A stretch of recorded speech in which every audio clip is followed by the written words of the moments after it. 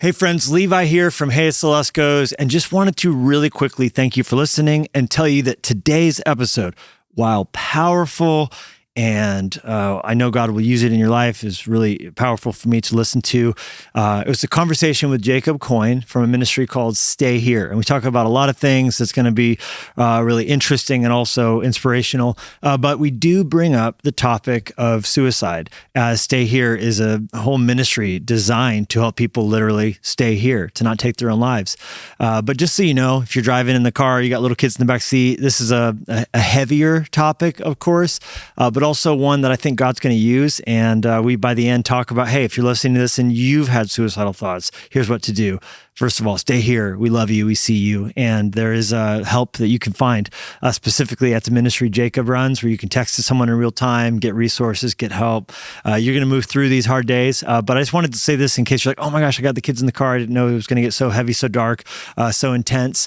So I just wanted to throw that out there. So enjoy this conversation, and God bless you guys.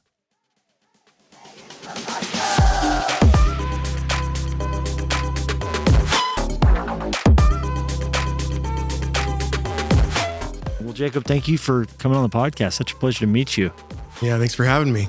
We first got introduced to you through the organization you run, Stay Here, which I think we can see it backwards behind you. Is that amazing? That's it. Okay, and you're the founder of this organization, right? Yep. Tell us a little bit about it.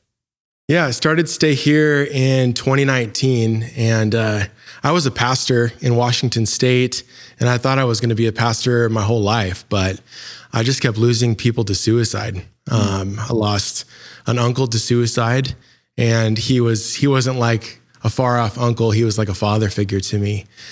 So I lost him. His name's Greg, and I lost a brother to a drug overdose. And then I lost a pastor friend to suicide in 2019. I'm sure, have you met Jared Wilson? Do you know Jared Wilson? I did know Jared, yeah. So yeah, Jared was a friend of mine. And after Jared died by suicide, it was actually on World Suicide Prevention Day, September 10th, 2019, was the day that he died. What a day. That was kind of like the last straw for me. Because when I was on staff at a large church, we had no formal suicide prevention training. So I didn't really know how to handle all this loss to suicide. But I wanted to do something about it. So I went on Google at the end of 2019, and I started searching for Christian suicide prevention or mental health organizations. And I just couldn't find many or any at the time. And then I went onto YouTube. I tried to find any preachers or leaders who were speaking on this topic that were faith-based. Not much. And that really bothered me. So I started taking classes and courses, and I just honestly couldn't run from this topic because I was so tired of losing people. And the grief of losing family members and pastors and friends to suicide, I still feel it every single day. It's the worst pain. It's the worst grief. I mean, you've written about grief really well in some of your books that I've read. And that's why we started Stay Here. I just wanted to save one life, just one from suicide, and that'd be worth it. So we've been doing this for 5 years now. And behind me, these are thousands of names on this wall of people who have canceled their suicide plans. So we just started this last year. We started just collecting data of people who canceled their plans at churches that we partner with, events like Movement Conference, and it's been thousands now just in the last year and a half. So not just one, but thousands of lives saved now. That's beautiful. And I love that it's an example of, see a need, look around, like, is anyone doing something about this? And then being like, oh, dang. I guess I better do it, almost like what you crave in the world that's not there is almost that's a way to back into a calling, right? Totally. But like the imposter syndrome that I felt was massive, because it's like, I'm trained to be a pastor. I know how to preach. I know how to lead people. But the topic of suicide was so new. But the more research I did, it seemed like suicide is one of the easiest deaths to prevent.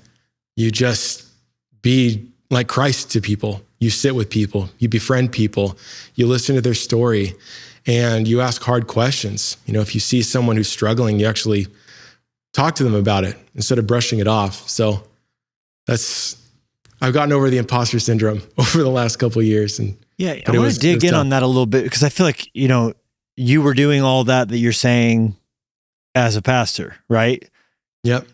So what does Stay Here? What do you guys do? I mean, I know, like you're saying, it's obviously God's using it. You have all those names on the wall as kind of evidence, but what does the organization do day in and day out to kind of be a part of the solution? What are some of the things that you guys are actively engaged in? Yeah, I think that's what's really helped me is being a pastor in the past. So we train and equip churches, and then we train and equip schools and students. So we have all these different programs. We have the Stay Here Network, and that's for churches in America or Canada or Mexico. And when you join the network, we train your entire pastoral team to prevent suicide. So we have our own training called the Stay Here ACT Suicide Prevention Training. We make sure everyone is trained and they know how to prevent a suicide. And if you're a church that doesn't have crisis protocols and procedures, we give that to your church. And we want to make sure that the pastoral staff, they're healthy. So we have therapy for staff members, therapy for the whole congregation. So that's one, like we train churches, we equip churches. So starting there, like a church staff could contact you guys, get signed up for what I presume would be like an online training course or something like that. Yeah. So the Stay Here Network is like modules on different trainings to be the safest church in your city. So if someone's, struggling with self-harm or suicidal ideation and they come to your church, you're a church that's equipped, like, your entire staff knows, or your lay team, your counseling team, your prayer team, they know how to respond to an issue like suicide or self-harm or anxiety or depression in a way that's safe for that person who's struggling. So we just started that in June, this last year, 2025. And it's been awesome to see what God's done with that, with some of the churches that we partner with. And then we have our suicide prevention training. So it's like an online course or an in-person course. We've trained over 60,000 people to stop suicide. And then we work with counties. So this year we're working with San Bernardino, California. Mm-hmm. This is crazy. They reached out to us because we were supporting a father who lost his son to suicide in San Bernardino last year. The son, his name's Jose, and he was homeless. His father and this 15-year-old boy were homeless, and his football team found out about it. They bullied him, and he took his own life. So they bullied him for being homeless. For being homeless, yeah. Oh my gosh. Yeah, the coach knew about it. Tons of staff at the school knew about it. So they knew the bullying was happening, you're saying? Yeah. Oh, geez. No one did anything about it. So we kind of sounded the alarm on it. We made some blogs and posts about it. We raised money for the father. So San Bernardino County supervisors reached out to us, and they asked if we can just serve the entire county with our resources. So what they're going to do with us is we are providing 100,000 Lifeline bands to every student, every middle school, every high school student in that county, veterans, the homeless, parents, anyone who's in need. So I've got one right here. These are crazy. So these are like chip bands. So when you tap your iPhone or your Android on this band, it'll take you to our website where you can get access to 988, 24/7 live chats, free therapy, all these resources to keep you here. Like if someone's like struggling with suicidal thoughts or ideation, they can. Yeah, or if you just need someone to talk to, if you're alone and you don't want to talk to ChatGPT, you can talk to a human and you can get help. You can get prayer. So that's our first like county project. And it's 100,000 people that are going to receive these resources, which is just wild. What stories have you heard about like coming from these bands? Yeah, the first pilot program really before the county was churches. So Life Church, Craig Rochelle and Life Church partner with us, and they purchased these for every single campus, every single Life Church campus in September for Suicide Prevention Month. And they just passed thousands of these out at their 46 or 47 campuses that they have on World Suicide Prevention Day. So they did this Stay Here, Switch, Bash Night, where the topic was on suicide prevention, and they wanted to make sure everyone had hope and help. And Craig Rochelle posted that he went to one of the campuses and visited, and he met a student who had plans to die by suicide that month. But because they had access to this ban, they chose to stay here. So, and the conversation was brought up, and they had like tools given to them to know what to do with those feelings, you're saying. Yeah. I mean, there's so many students at Life Church that are equipped. We have this program called the Stay Here Student Ambassador Program. So we train high school students and college students to be a light on their campus and start a Stay Here club. So if a student goes to one of those campuses, they're going to be flooded with support because there's so many students at that church that are equipped to know how to respond to someone who's suicidal.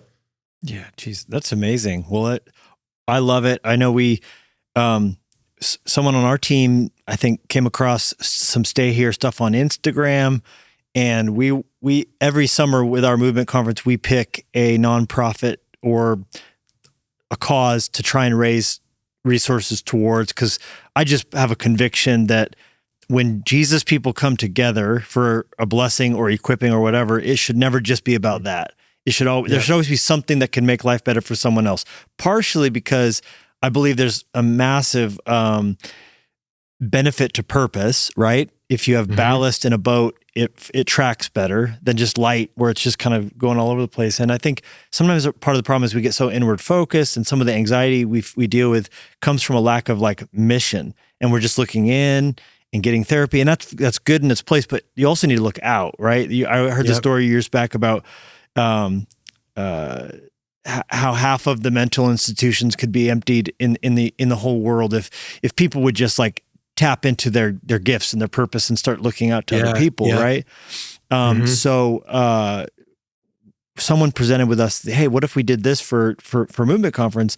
And it was so neat because we saw students engage so powerfully and come along the vision. In fact, we exceeded our goal, which was set out, which already felt ambitious, but these students all participated in, as Lacey Abercrombie and some others presented what you guys are doing. Students just rose up and really got behind it. But not only that, we had students in one of the sessions. There's always been an emphasis at the conference on some level of, hey, if you ever deal with these thoughts and want to take your life, like just know there's answers, there's hope. There's been some really powerful moments. One year, Louis Giglio was speaking, and he just stopped his message in the middle of it. It was like, hey, if you have a plan to take your life and you've been thinking about it, I want you to stand up. And there was probably 17 students that stood up in this conference. And then he had their pastors come around and pray for him, and we were able to contact parents and just make it. And then a similar thing happened, different but similar this year with one of our speakers who spoke and was honest about his own journey with suicidal thoughts. And again, we had students who, one of them specifically had already put into motion a plan and called it off and chose to stay in the fight. And so it was so neat to not only have those things happening, but also have this resource of this ministry that you guys are doing, that we were able to point people towards and give towards. So I think it's really important what you're doing. Needless to say, right? Like obviously, yes. Yeah. And we want to serve Movement again this year with the Native students that you're sponsoring. I think that's so amazing what you're doing. So we want to send every student one of these for sure. Yeah, I saw you reached out. I think it was someone from your team on Instagram on that campaign. That's such a special thing. Have you guys done much work or research around the Native youth or reservation life at all? Yeah, the suicide rates are so high. It's pretty awful. Heartbreaking. Yeah. Not only that, but also life expectancy. Blackfeet, which is one of the reservations closest to us, I was told, and I haven't looked into it extensively, but has for a male, the lowest life expectancies in the United States. That it's just really bleak, whether it's alcoholism or suicide or car accidents or, overdose deaths, that it's just, if you're born there, you're almost given just from the odds of where you ended up at a lower like chance of surviving through your 30s or 40s. So we were just hit with this calling, like from the Lord of like, man, we need to do whatever we can to get as many of these young people to to conference, and it was so amazing because many Lusketeers, who that's what we call our podcast fam, and people on social media and people who get our emails, we threw out a pretty audacious goal for just throwing it out there above and beyond everything everybody else is doing at year end of $50,000, and we actually ended up with like $117,000 coming in. Oh my gosh. Which will allow us to fully scholarship hundreds upon hundreds of Native youth. Wow. And, if we're going to do everything we can to get every one of those scholarships used this year, but if not, that will be there for next year. And, until that's gone, that's all that's ever going to be used for. And when I saw that comment, it was like, hey, we're going to give bands, like, it warmed my heart so much that you're like immediately like, hey, we're in with you on this. So yeah, for sure. It matters. Okay. Man, so you are, I want to get back to that conversation in a minute, but let me just kind of now drill in on you for a sec. For those who don't know you, I understand you have 5 kids. Yeah, I've got 4 daughters, and then my wife's pregnant with our 5th right now. And do you know what you're having? Yeah, another girl. 5 girls in a row. You lucky, lucky dad. Isn't that crazy? That is crazy. I had 4 girls in a row and then a little boy. Oh my goodness. My wife thought it was a boy the whole time. And then I had a dream a week before the gender reveal party. And it was the funniest dream, man. I was at like a party, and there's all these parents from the church, kids there, and there's a dirt bike track. So I went over to the dirt bike track, and I was like looking for a dirt bike. So I went over to the guy in charge of all the dirt bikes in this dream. And I was like, hey, do you have any more bikes left? He's like, I got one just for you. And he comes around the corner with a pink Shetland mini horse, like a Shetland pony. I was like, what is this? And he's like, just hop on, man. Just have a good time. So I'm riding this mini horse on this dirt bike track, and I woke up. That sounds immediately awesome. That sounds really, really cool. I'm just not going to lie to you. It was awesome. I knew it was going to be a girl, guaranteed. From the pony. Yeah, for sure. So we had this fireworks show in our yard. We had like 100 people from our community just come out. I mean, because if you have 4 girls in a row, everyone thought the next one's going to be a boy. So I just knew the pink fireworks showed up. And is that how they did the revealed fireworks? Yeah, it was like blue, pink, and then pink, pink, pink, pink. Oh my gosh. Crazy. Were you so emotional when you saw the pink go up? I just laughed. But you already knew because of the dream. Yeah, I was honestly so sure. My oldest daughter, she had a tough time. She cried a little bit. She definitely thought it was going to be a boy. She wanted a brother. Oh yeah. Man, I would need Joseph to come in. If I had the dream that you had, I don't think I would immediately go, that's a girl. I would be like, Lord, what does this mean? A pink pony. I guess. Oh, you didn't say pink. You said Shetland. Oh. Was it pink Shetland? Right? Or maybe we'll have to run it back. Like a flamingo pink Shetland pony. Okay. Well, if you did indeed say pink, I think I was just visualizing the Shetland pony. Well, yeah. Okay. Pink pony. Yeah. The Lord was tipping his hand. Yeah. What's your favorite thing about being a girl dad? Oh my goodness. They make me laugh every day. I mean, it's just playing with the kids, the best part. But all my kids are they're hilarious. Like last night, we just had a dance party before dinner, and we were playing Living on a Prayer by Bon Jovi and Guns N' Roses. And they're all dressed up in glasses and hats and scarves, doing a rock show on the couch. And it's the best. I mean, and the age ranges too. I mean, it's 10 to 2. So we got a 10-year-old, a 6-year-old, 4-year-old, 2-year-old. So they're a wild bunch together. And we homeschool. My wife is just incredible. She homeschools all these kids, and they're just so smart. They're so bright. It's pretty awesome. So your home is definitely busy. There's a lot going on. Oh, yeah. It's a full, beautiful, vibrant season. I mean, your oldest is 10 and your youngest is 2. And then of course you got the new one coming. Yep. So you guys have been married for 11 years. So you've been getting after it. It's been a lot going on. Right away. Yeah. Was that intentional or prayerful? Or did God surprise you guys with that? We were always surprised every time.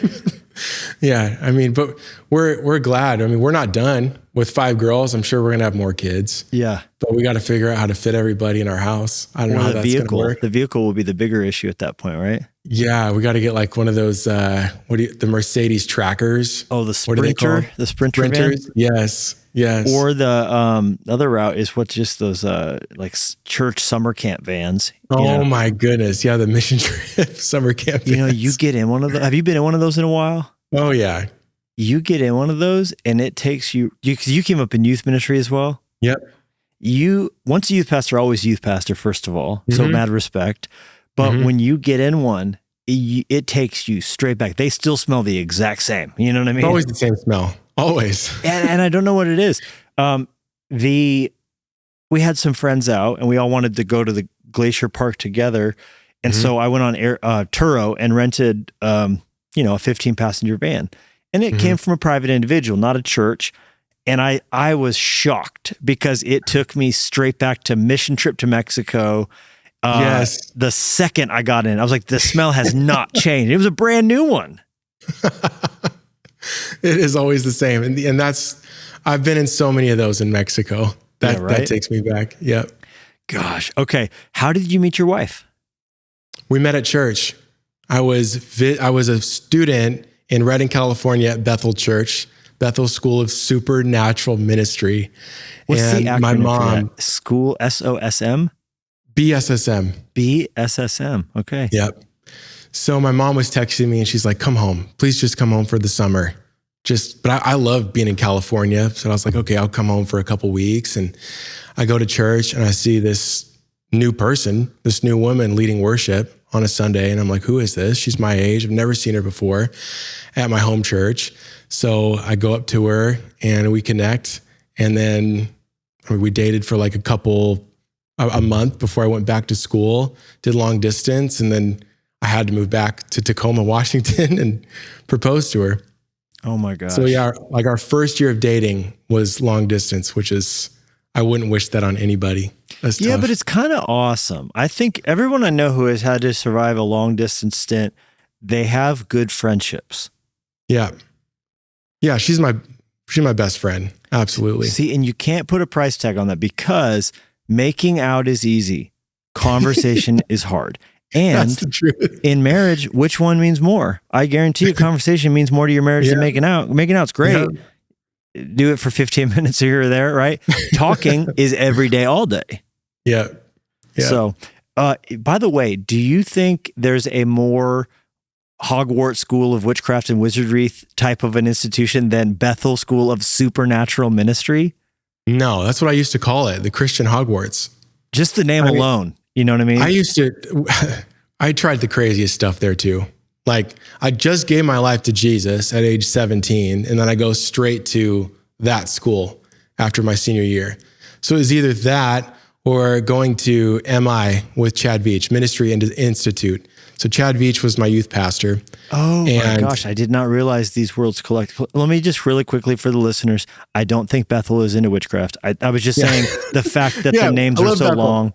And then it's ministry of magic, supernatural. It just, the names to me, I'm saying in how they sound. The internet's like, Levi thinks Bill Johnson's into witchcraft. No, I don't think that. No, we love you, Bill. Yeah, we love you, Pastor Bill. Oh man. But yeah, there's supernatural things that happen there. That's for sure. Right. And it's happening everywhere. And the supernatural is real. It's just the name to me is funny. Yeah. Very much. Yeah.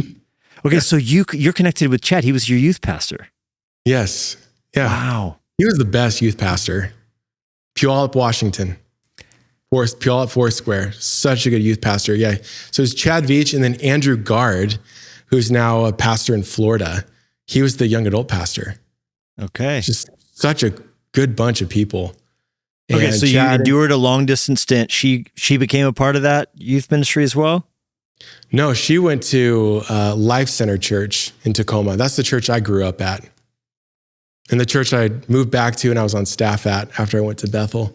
And then that's where you were at when you started to stay here? Yeah, we left Life Center in 2019 and then moved to the Portland area. And then I was going to start a school of ministry with some friends. So we were just going to start this school and COVID happened and that What's the point of Yeah, I doing got that? you on And that. like most of the guest speakers that we were going to have out, you can just watch them on YouTube. So it's like, why even start this school? So we went all in and just stay here. And then I started posting online like every day, 3 videos a day on TikTok, YouTube, Instagram.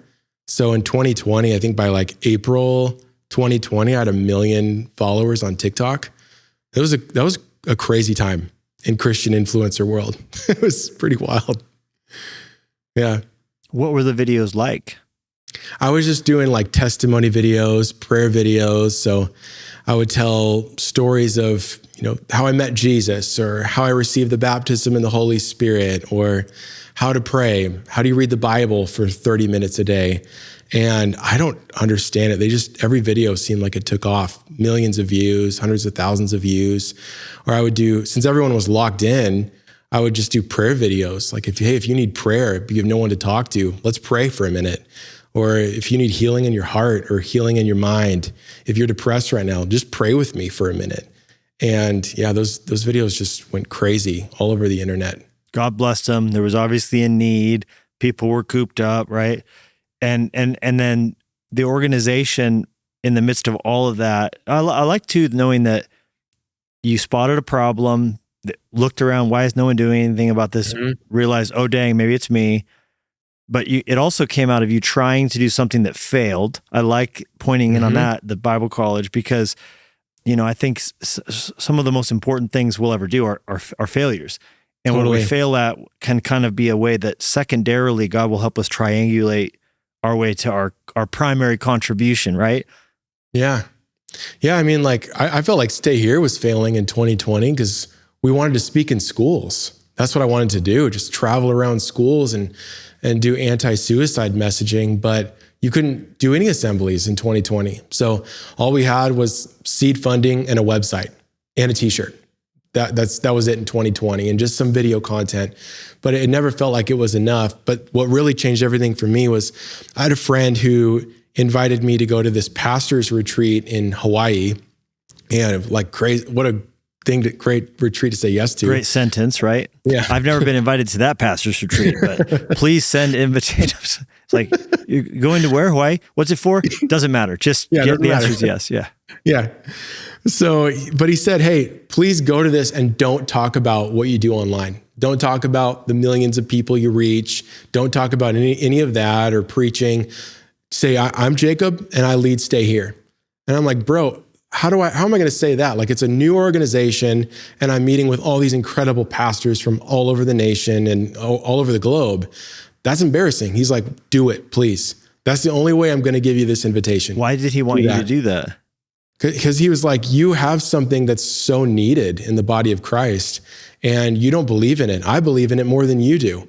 You need to do something about this. Don't give up just because people are locked in or locked down. The world will open up again and you will reach campuses. You will reach churches. You will reach the world. What a good friend. That's good advice. Seriously. He said, you need to believe in your dang thing. Stand by it. Yeah. So I went and I did that. And that was life-changing for me. There was, on the last day of that retreat, the leader of the retreat said, hey, let's just pray and prophesy over each other for the next hour.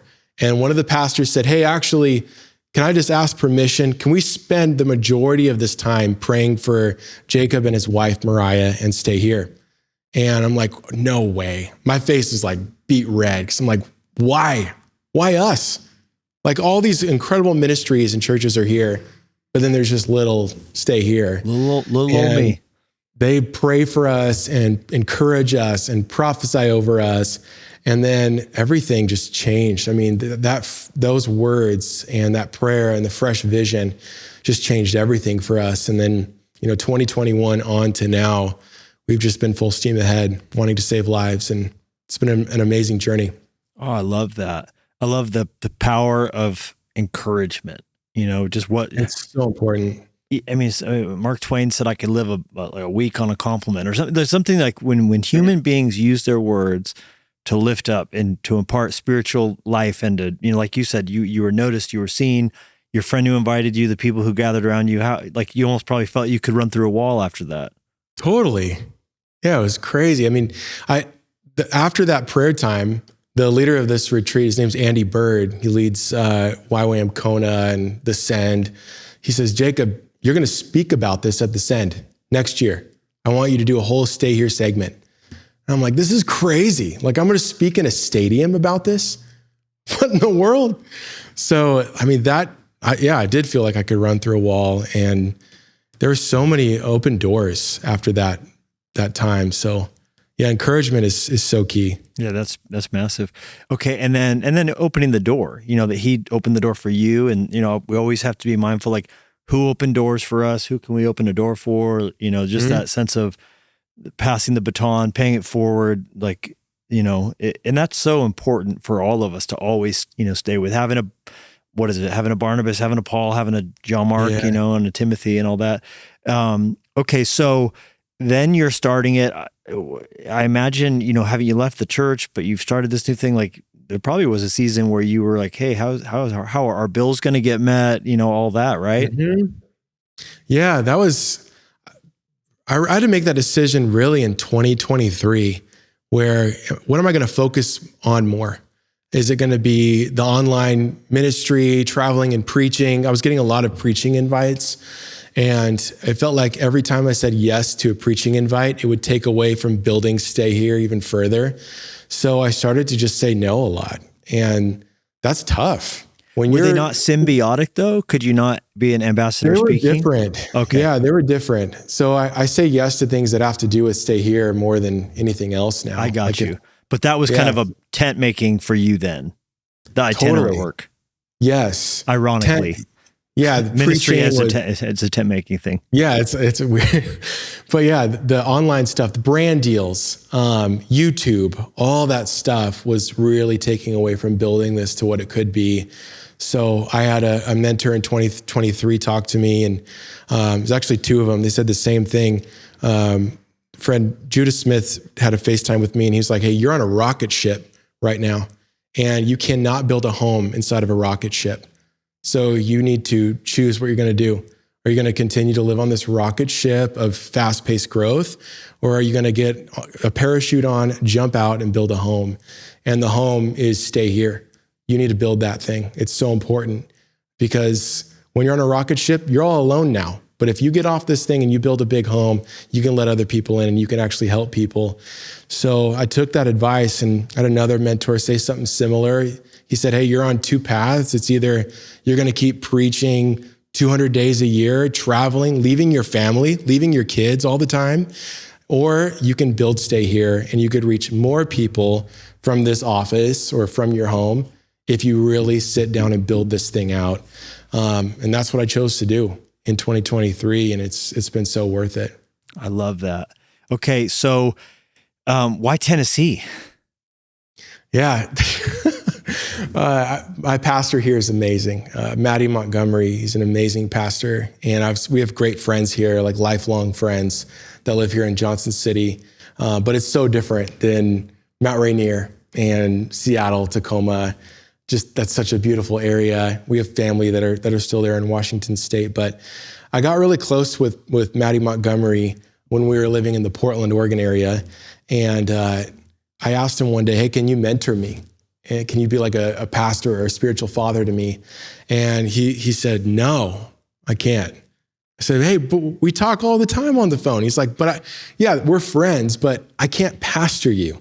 I can't be your spiritual father or a mentor on a Zoom call, because you could be lying about your marriage. You could be lying about how you're parenting. You could be a total goofball and living in secret sin. And I would never know, because you could lie to me over a Zoom call or FaceTime or phone call. But, if I pastor you, I can come over to your house and I could look you in the eyes and see how your family's really doing. You could check your cupboards. He could nose through your drawer. Yeah. Sure. And I could see how your marriage is really going. And if you really care about your future, your marriage, you want to finish strong, you want your kids to love ministry and not be, burned on the altar of ministry, I can't help you when you live in Portland. But if you want to move here, I could be your pastor. So I said, okay, then you won't be my pastor, because I do not want to live in Johnson City, Tennessee. Yeah, the heck I will. I'll find a different mentor. Yeah. So I'll find somebody else. But I just kept feeling pulled to move my family here. I mean, it's beautiful over here in Tennessee. I love the land, and we have an amazing home. We have some acreage, and it's just quiet. And I think it's been so good for us too. I mean, leading Stay Here, it's really hard. We have so many wins. Like all these names these are names of people who have canceled their suicide plans behind me, but still we're walking through grief with parents. I mean, we just had one last month where there was a funeral on December 20th, a daughter who died by suicide during Thanksgiving weekend. So we're walking through the grief with that family, and that's heavy. So to go from just grieving with families, parents, churches, pastors, when another member dies by suicide, it's nice to go home to a beautiful place like we have here in Tennessee. Yeah, that's a lot. You're living a chronically adrenalized first responder kind of reality. Is life totally, and death. Yeah, totally. So how did God let you know? Yes, you need to do that. Did He just like keep nagging at you till you're like, finally, dang it, I'll move to Johnson City? Honestly, I just felt like I feel like so many men. I mean, for me, like I grew up charismatic, and it's all about your calling. And I feel like so many people follow their calling. But I kind of had this shift where I was like, you know what? God finds people who are called. I don't have to try to find my calling. God will find me. People who are called by God get found. I mean, David was found in the backfields of Bethlehem because he's called by God. So I can move. He didn't even have his resume up there on the website or nothing. Yeah. No, he's not trying to do anything. He's just worshiping Jesus in the fields, or worshiping God in the fields. So I just knew, like, if I serve my wife and kids, if I bless my wife and kids and provide for them, I know that the calling of God will find me in Tennessee, in the Appalachian Mountains. And it has. I mean, this was crazy. The first year we moved here, I just took that and ran with it. And Meta reached out to me to preach at their Christmas party. So they had like their very first online Christmas party. Because when you say Meta, do you mean like Mark Zuckerberg Meta? Yeah. Like Facebook Meta. So they had like this online Christmas party where they had, because the Christians at Meta said that we're being discriminated against as Christians. We've never had a Christmas party. Wow. It's unfair. Can we do one? So they had this big budget, like musicians and worship band. Maverick City Music led some songs. Good night. And then they had me speak, and it was crazy. The Christians, they prepared me, and they're like, hey, just preach the gospel. This might be the only Christmas party we ever get. Just go for it. Go all in. That's amazing. So I got to preach to over 20,000 employees at this Christmas party. So was it on the campus in Silicon Valley? It was just online. It was like this live stream Christmas event that they had. That's fantastic. So there's been so many things like that where you can't make it up. Like you couldn't have dreamt that up. No, I'm not trying to get these opportunities. I'm just serving my family and saying yes to the call of God every single day. And then it seems like these things just kind of find us. I mean, even last year or 2 years ago, Life Church reached out and they said, hey, we've been secretly vetting Stay Here for the last year. I thought it was a spam email. I thought it was a prank. Like we'd never reached out to Life Church or YouVersion or Craig Groeschel to partner with them, but they found us and they wanted Stay Here to partner with them. That's crazy. Like I laughed when I read the email, responded right away, and I said, sure, call me. One of the pastors called me the same day. They said, hey, we're so excited. We've unanimously decided all of our campuses want to work with Stay Here. We want your resources in every campus. We want to get trained. We want our students involved with this. Can you come out and speak on this topic? We're not reaching out to churches like this. Yeah, it wasn't like you cold called and sent an influencer mailing and, No. Yeah. No. So yeah, that's been, I think, the most amazing thing about being here is, my family's so healthy and we're so happy because they're my calling. That's my calling, to raise my girls up to love Jesus with all their heart and soul. And I think God really blesses that. So it's been an amazing journey here.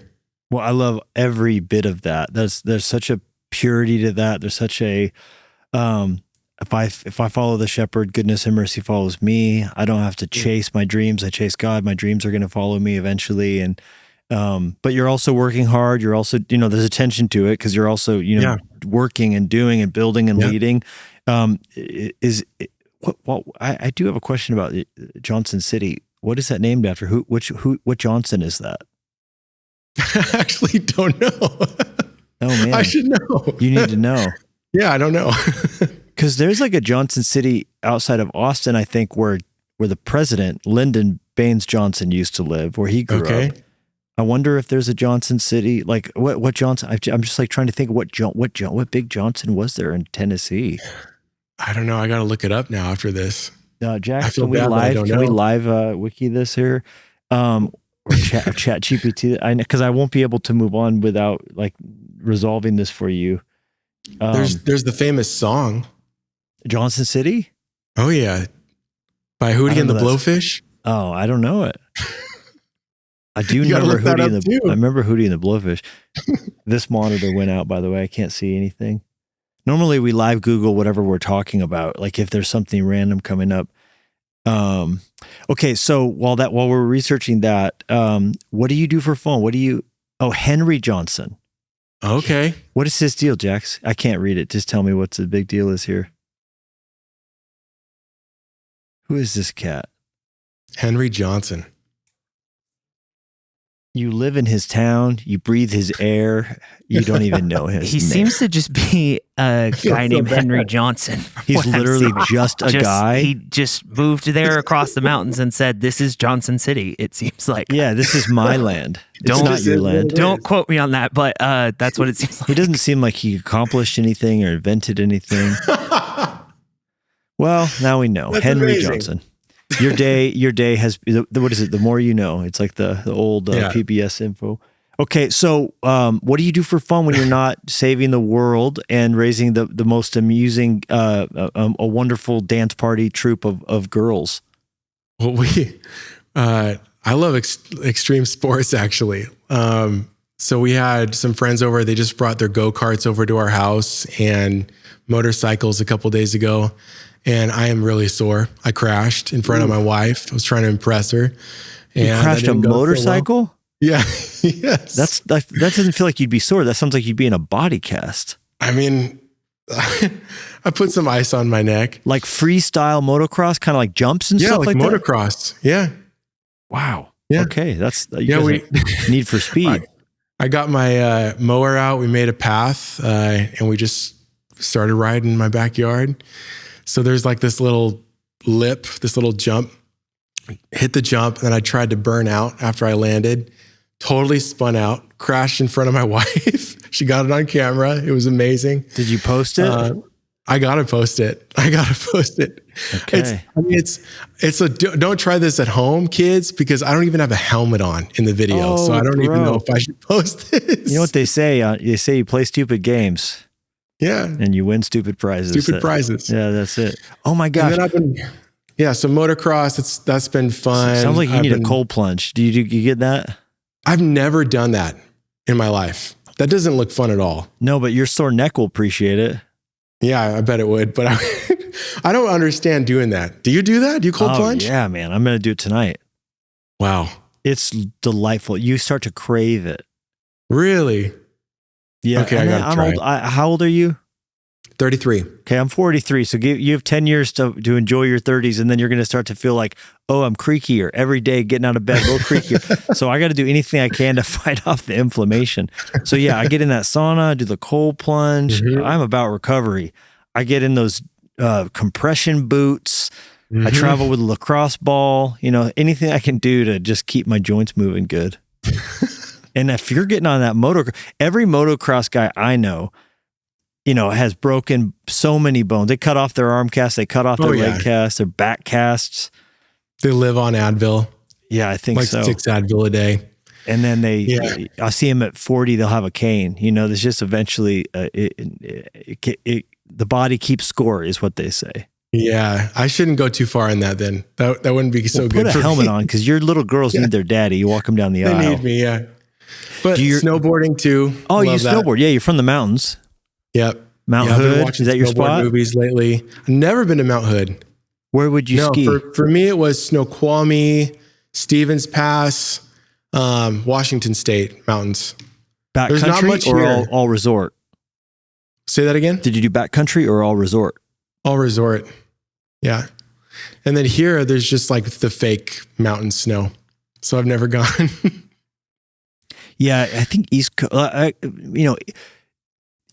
of the Mississippi or whatever, Vermont, Maine, notwithstanding, I think it would be disappointing to ski at like North Carolina, Tennessee, from what I understand, icy and small and flat, right? Yeah. And crowded. And it's so hot right now. So they got to make these fake snowy mountains right now. It's like 68 degrees here today. There's no winter. Do your little girls have like little motocross bikes? Those little tiny, like hobby bike kind of things? They ask for them like every other day right now. They want it so bad. Because then they could be like baby ducklings with you out there. Oh, it'd be crazy. What about you and your wife, Mariah? When you guys have a night together, kids are taken care of or whatever, I'm sure your oldest is kind of babysitting a little now. Yeah, here and there. Yeah. But yeah, I mean, we get dates. We have so many friends here that help with that. We kind of switch off. Like, you watch the kids this day, we'll do it next week. We love going out. There's a couple great restaurants here, but we just love, like what you said earlier, we're best friends. We just love to talk a lot. Like every night we're like, okay, we're going to bed at 11 tonight, but we're talking till midnight, 12:30. We forget what time it is. So, I mean, nothing crazy with hobbies. We just love to talk. We don't watch shows or movies much. It's just reading, talking. My wife is like such a poet. She's amazing. So she's sharing poetry and stuff and things that she writes. She's brilliant. Oh, I love it. And is she active too? Does she get out there and get the Red Bull helmet on and do stuff with you? No chance. But she works out a lot. She's super fit. She crushes me. Like, what kind of fitness do you guys like to do? Up. She does like those high intensity, like 20-minute workouts where you throw up after the end. Like, I don't understand how she does it. It was so embarrassing. She's watching this video, following along with this woman who has like this gladiator body. And I'm like, I got this. I could totally do this. One time, and I'd throw up, and I cannot move at all the next day. I can't walk up the stairs, can't walk down the stairs. Like, it's insane. So she's fit. Actual vomit. Oh man, that's brutal. Well, you know you're alive when you work out till you throw up. Yeah. Oh yeah, I go too hard, I guess. What about together? Like, when you guys, do you guys get over to Dollywood and do all those roller coasters? What do you guys like to do for if you're going to do an excursion of some sort as a family? Yeah, we love to hike. There's such great hiking around here. We just went in North Carolina. I mean, there's some of the most beautiful views. So we just went up there to Grandfather Mountain just a month and a half ago. That was beautiful. Feels like you're just like on top of the world. It's amazing. So yeah, hiking, that's a huge thing for us. And the kids are into it, except I'm imagining Mary, the 2-year-old, is in the backpack, or is she hiking with little poles? She's being held by me the whole time. Okay. I'm shaking by the time I'm done. Yeah, that'll get you. You got to get one of those like backpack like carriers. I know, those are so nice. Don't have one of those secondhand. Like Osprey's a good brand for them. Mm-hmm. Oh man, that's fun. Okay, want to be respectful of your time, not keep you on here forever, but I do want to come back around. Obviously, those who are listening should, either their church or themselves as individuals, or if they're a student, join your ambassador program. Go to stayhere.org. Is that where it is? Stayhere.live. Stayhere.live. That's a great website, stayhere.live. Anybody watching or listening, to go on, and if you're a student, like you said, get that ambassador group or certification or training, and then you said they can start a Stay Here club at their school. Yeah.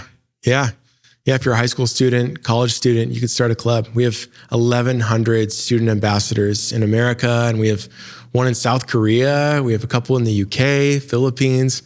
So we're always looking for more leaders. Neat. Okay, so that I encourage, and then of course churches. There's all the resources that we've mentioned that are there to get the wheels turning and the juices flowing. But I also want to just say, like, what would be someone who's listening today is like, hey man, I want to be a part of the solution, not the problem. Like, what would be, not elevator, could be longer than an elevator, but what would be some things that just for anyone listening that would make them better at trying to help other people stay here? Yeah. Honestly, like if you have 45 minutes of free time, just take our suicide prevention training. That's it. It's free. It's online. It's on our website. And there's every testimony, every person who finishes that training feels so confident that they can save a life. And I mean, it works. There's so many stories of lives that have been saved because of that training. I mean, the week after we filmed that training for the first time, there was a member of our church who was going to end his own life. And the training was so fresh in my mind because we just got done filming it that I noticed the warning signs and risk factors with this guy. He was a drummer at our church, and he texted my wife and I. My wife was the worship pastor. And he said, hey, this is my last Sunday drumming. I'm done. And we're like, whoa, you love drumming. Why are you done? You're not moving. Yeah, right.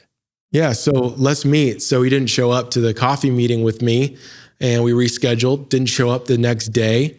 And then his wife is looking for him. He doesn't come home from work. So I texted him. I said, hey man, give me your location, please. Tell me where you are. I just want to meet with you. Let's talk. Please don't do anything that would harm yourself or anybody else. I love you. I'm here for you. And he sends me his location later that night, and he's near this bridge between Vancouver, Washington, and Portland, and he had already harmed himself a couple of times. I show up, meet him, get him out of that situation, take his knife away. He had an X-Acto knife, and we go to church and we talk for 2 hours. And I just said, hey, tell me why you wanted to end your life. Just tell me everything. And when he's finally done telling me why he wanted to end his life, he starts laughing. And he's like, I can't believe I wanted to do that. I've never told a single person all these stories and all my trauma and pain. And really, when I think about it, it's not worth ending my life over. I want to keep living. And that was it. Then I said, there's some action steps for you. Like this isn't the end. The pastoral team needs to know your wife. You need to go home and talk to your wife about these stories. Let's get you into therapy. Let's see a doctor. And he's still here today. So, I would say for you, if you want to help, we need millions of people that know how to stop suicide. We lose someone to suicide every 40 seconds.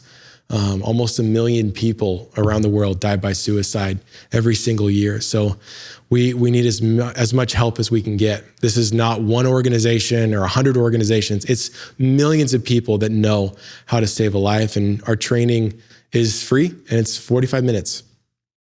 Beautiful. Okay, so, and they just go to stayhere.live, and then is there a suicide prevention link, or what would they find? Yeah, so go to stayhere.live, and then on the front page, it's called the ACT training. So it stands for Ask, Convince, Take Action. And once you take that training, you'll know how to stop a suicide. And in developing that, what did you do when you sat down to build that? Like, did you consult different people? Like, what tools did you put into that?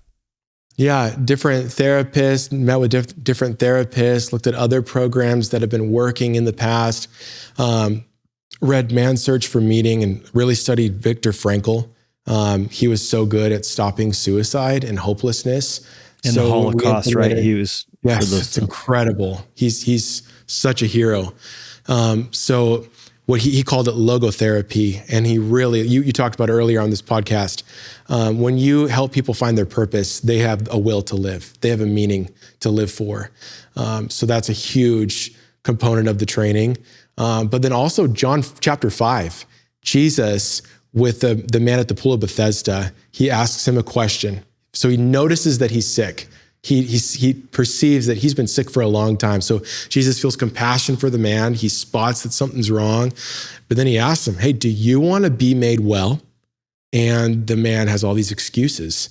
He says, no one helps me when the water bubbles up at this pool. No one throws me in. And Jesus doubles down and he says, stand up, pick up your mat and walk. And the man is healed instantly.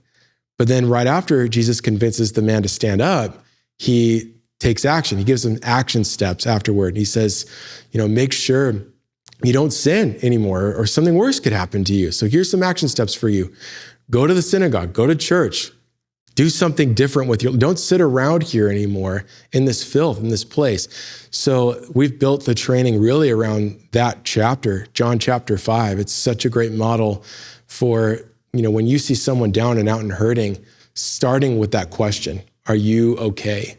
Are you sad enough where you're thinking about ending your life?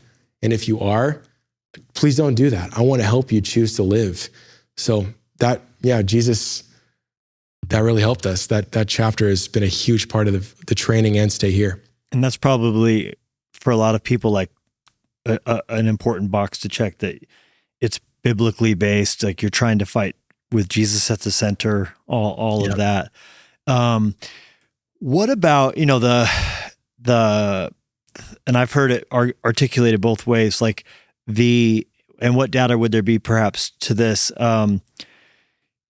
You hear about clusters, like when one tragic story happens, it gets talked about a ton and then it becomes almost like a copycat domino thing, so to what degree, to the person who says like, hey, by talking about it so much, you're putting it in people's mind who have maybe never thought about it?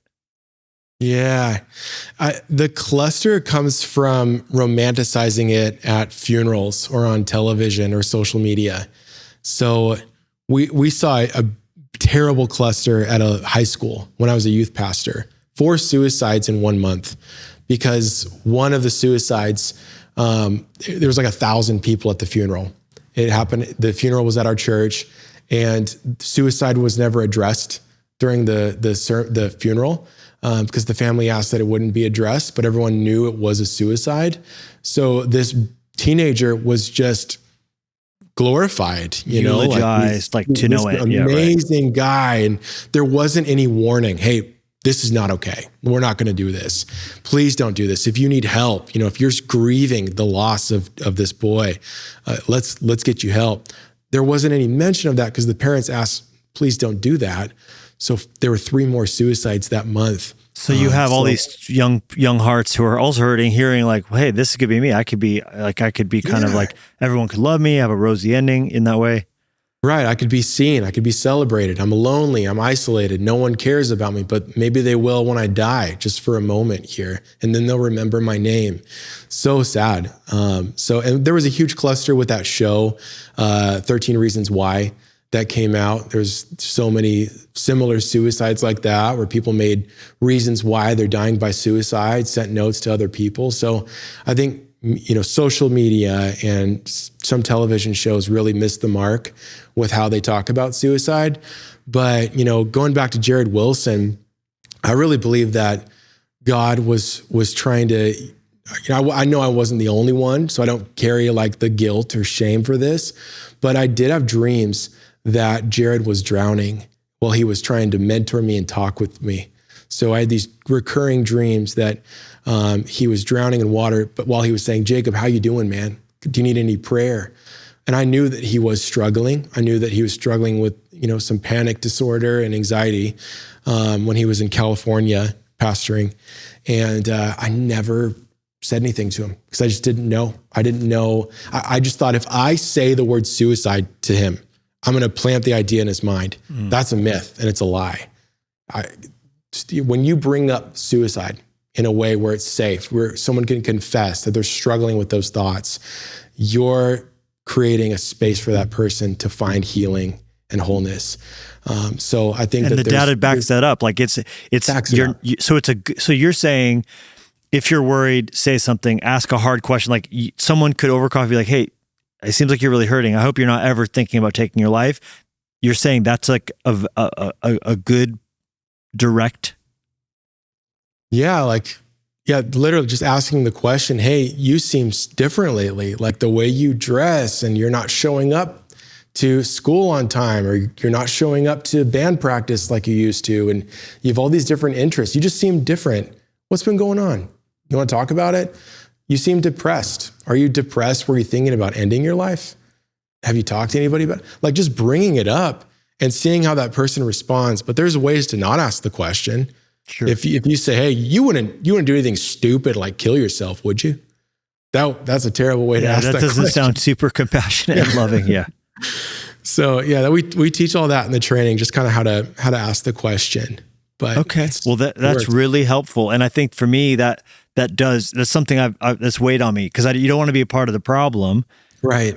But you're saying you can, by not talking about it, also be a part of that problem if you don't have to be direct, to be clear, and that's a hard thing too because nobody wants at the funeral for that to be, when it does happen, addressed in that way. But you are almost hurting those by not addressing the obvious.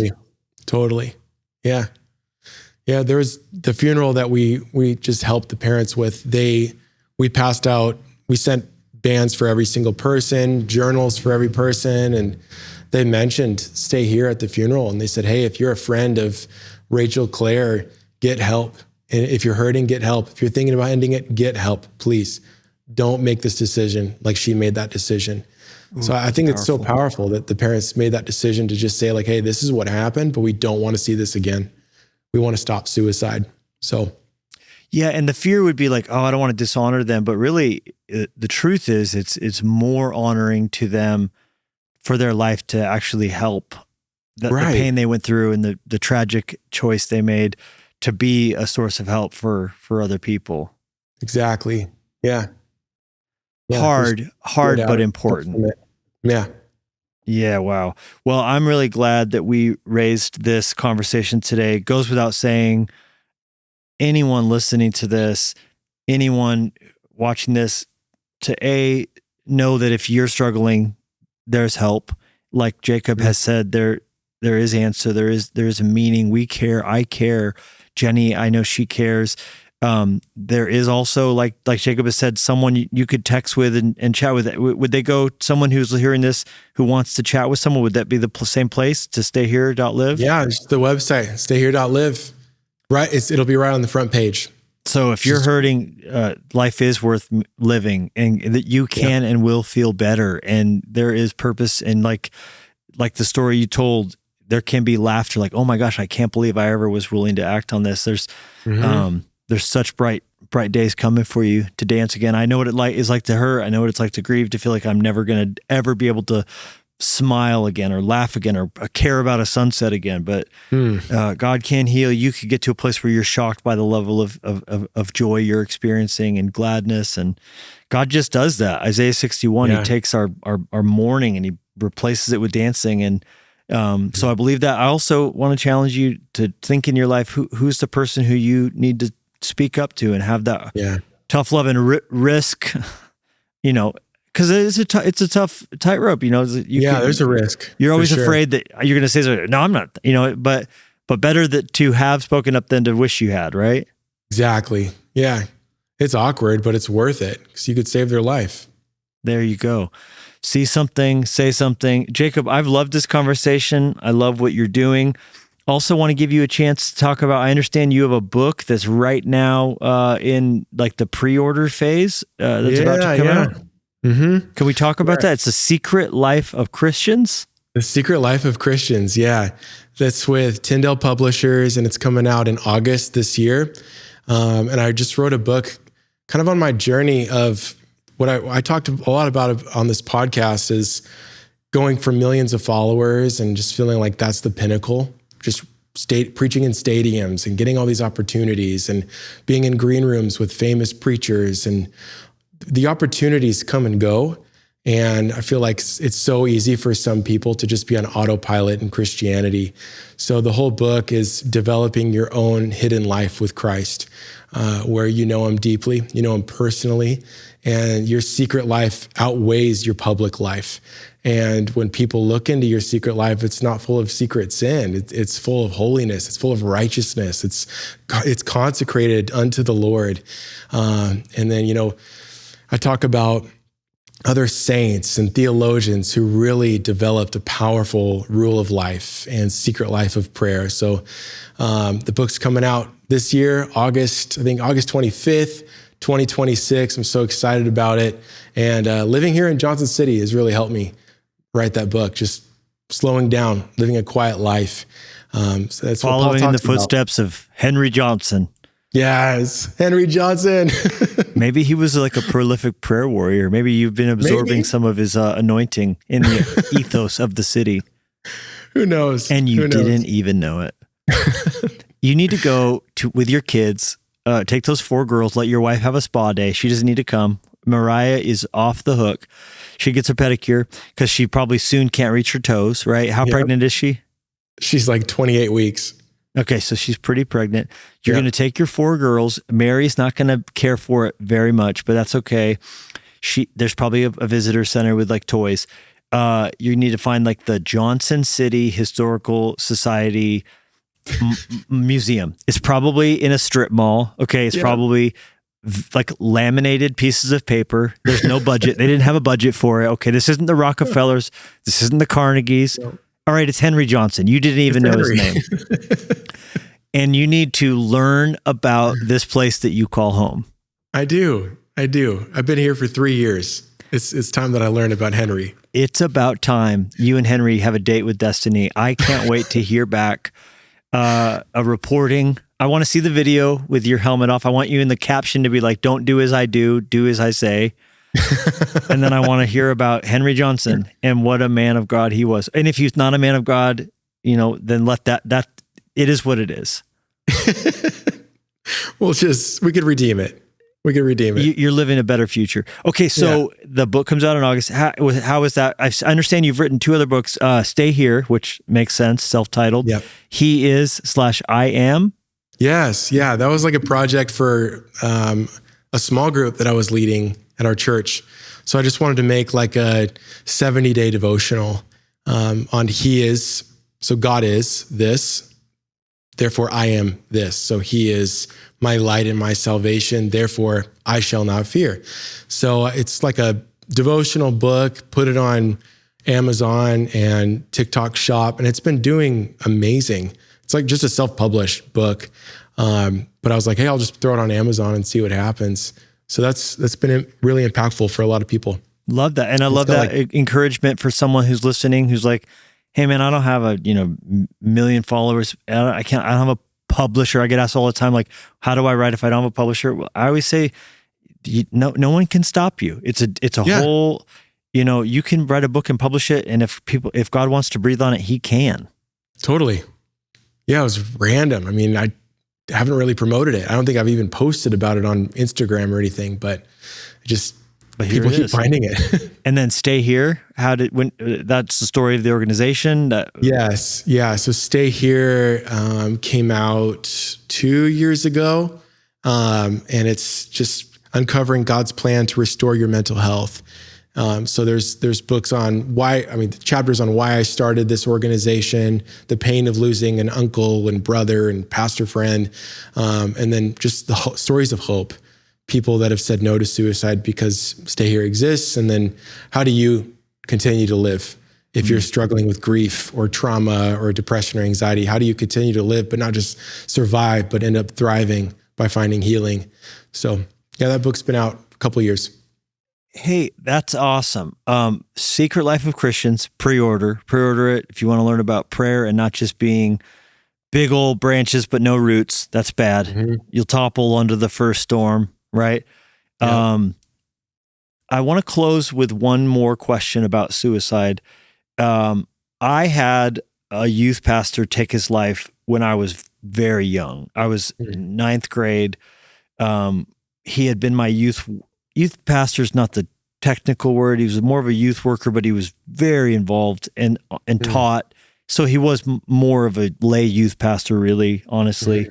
He took his life when I was in high school, had lost touch with him. It rocked me. It was my A, first touch with death, B, first touch with suicide, shook me and really did a lot of damage to me that I didn't even know about till the last 5 years. Wow.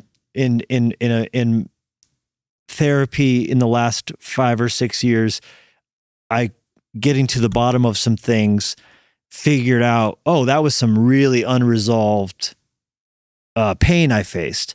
Had never dealt with it. My church didn't, one of the other youth pastors told me about it, but there really wasn't any tools or offer of help for me to process that through. And so I just kind of kept going, and only recently discovered that had left some lasting cracks in me.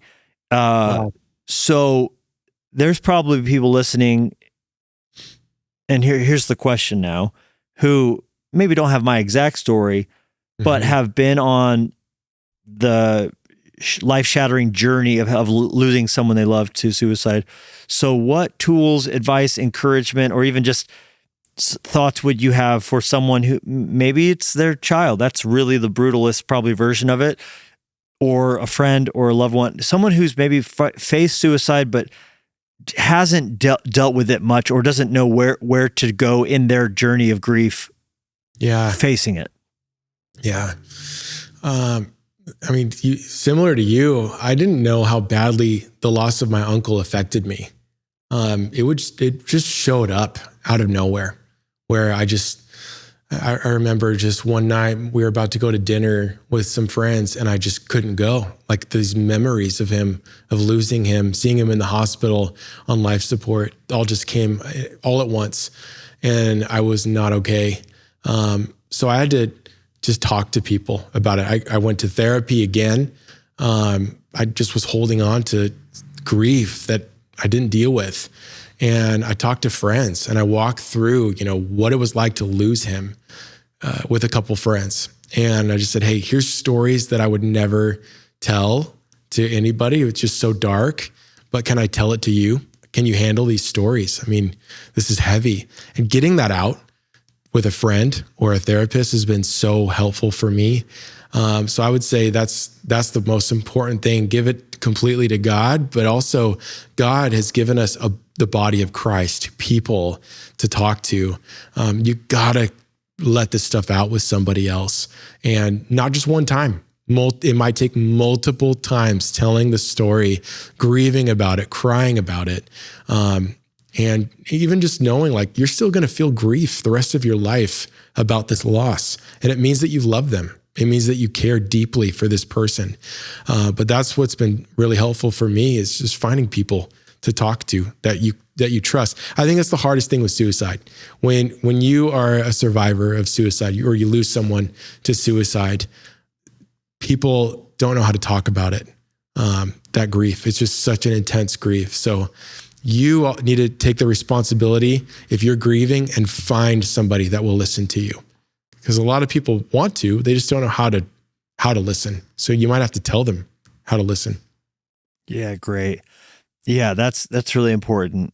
You have also probably the complicated factor of all of the feelings of blame, of I wish I would have, what could I have done differently, which you have in every situation of grief, but probably compounded with all the question marks and unanswered things that is left in the wake of someone who takes their life. And, just the enemy's going to want to keep you bound up in that, and that's going to become toxic. So you have to just get it out. Like you're saying, I just so co-sign what you just said. And it's incredible. Like you said, your friend on the bridge, once he said it out loud, the stuff in your head seems so real. And then you say it and you can laugh at it. But the enemy really does want us to stay silent, because it's, as long as we do that, he can smother us. But the moment the word of your testimony, comes out, there's such power in looking at it differently, because then you're examining what you said versus it just being in here and just being like an echo chamber in your mind. So I found, like, I was so surprised, when this came up in therapy with my Christian counselor, then B, I realized I needed to do a little bit of closure work, closing some of the loops that I was locked in. And so that meant actually, I had to actually call up the guy. I hadn't talked to him in a decade, who sat me down and told me the news, and then I went to the funeral with some other people. So I had to go and start calling people to hey, this is my recollection of it. What was yours? Just help walk me through. I know you were in an impossible situation, but I didn't ever get any more help. Did you? And I wasn't trying to push blame onto them, but just trying to get their perspective on what happened and why. And, for me, I found that similarly to your friend on the bridge, who once he said it out loud, he laughed at it. And your experience in sharing about your uncle, things that are kept inside feel so much more powerful. When they're spoken, you can examine them from some distance. And it's not you, it's your thoughts. Your thoughts aren't you. And I think it's important for us all to remember, you are not your dark thoughts. You are not the dark days. Jesus was told, jump off a temple. Jesus was told, those thoughts, you have distance from them the moment you speak them and acknowledge they're right or wrong. So when I got closure calling a friend that was the one who notified me and said, hey, this is how it made me feel. This is what I remember. What do you remember?